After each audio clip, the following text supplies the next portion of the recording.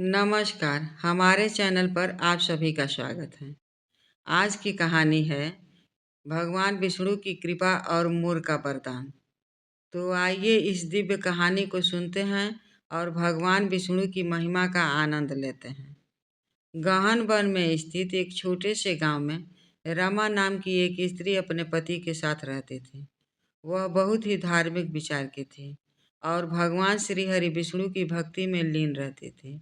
एक दिन जब वह मंदिर से लौट रही थी, तो उसे एक सुंदर मोर दिखाई दिया, जो अद्भुत नृत्य कर रहा था। उसके पंख सूर्य की रोशनी में चमक रहे थे, मानो इंद्रधनुष धरती पर उतर आए हों। रामा मंत्रमुग्ध होकर उसे देखने लगी। तभी वह मोर बोल पड़ा, माता, आपके विष्णु जाप से प्रसन्न होकर मैं प्रकट हुआ हूँ। यह केवल आपकी भक्ति का प्रभाव है कि मैं इस रूप में आपके सामने आया हूँ। रामा चकित होकर बोली, तुम कौन हो और क्यों केवल मुझे ही दिखाई दे रहे हो? मोर ने कहा, मैं एक श्रापित आत्मा हूँ। पहले मैं एक राजकुमार था, लेकिन एक गलती के कारण मुझे यह मोर रूप मिला। जब कोई भक्त प्रेम पूर्वक भगवान विष्णु का नाम जपता है, तो मैं स्वयं को रोक नहीं पाता और मोर के रूप में नृत्य करने लगता हूँ। रामा ने सहानुभूति से पूछा, क्या कोई उपाय है जिससे तुम्हें इस श्राप से मुक्ति मिल सके? मोर ने उत्तर दिया, यह कठिन है माता। यदि आप और आपके पति 7 दिनों तक बिना अन्न जल ग्रहण किए विष्णु यज्ञ करें और भगवान से मुझे पुत्र रूप में पाने की कामना करें, तो मैं इस मोर शरीर से मुक्त होकर आपके घर जन्म ले सकता हूँ। रामा ने यह बात अपने पति जीतू को बताई।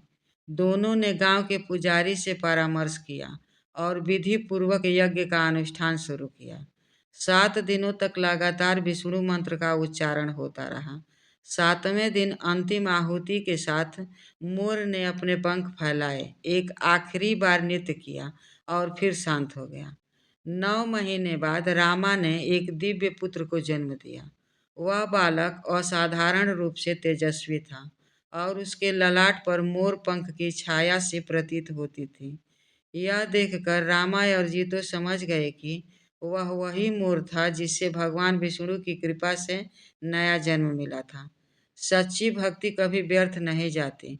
पुजारी ने कहा, भगवान भक्तों की हर पुकार सुनते हैं और समय आने पर उनकी मनोकामनाएं पूर्ण करते हैं। और इस तरह विष्णु कृपा से मोर को मुक्ति मिली और रामा को एक तेजस्वी पुत्र का आशीर्वाद प्राप्त हुआ। यह कहानी भक्ति की शक्ति, श्रद्धा के फल और भगवान की अपार कृपा को दर्शाती है। देखें कैसे एक भक्त के संकल्प ने असंभव को संभव बना दिया। आज के लिए बस इतना ही। फिर मिलती हूँ अगली कहानी के साथ। तब तक के लिए धन्यवाद।